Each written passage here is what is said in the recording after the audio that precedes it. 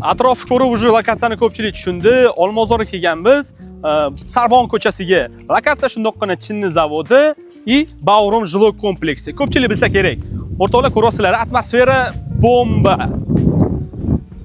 Ko'rasizlar, atrof muhiti, tabiat, вообще gapirishga til ojiz. O'rtoqlar, uyimiz 9 qavatli Novostroyka bino, birinchi etaji 84 kvadrat.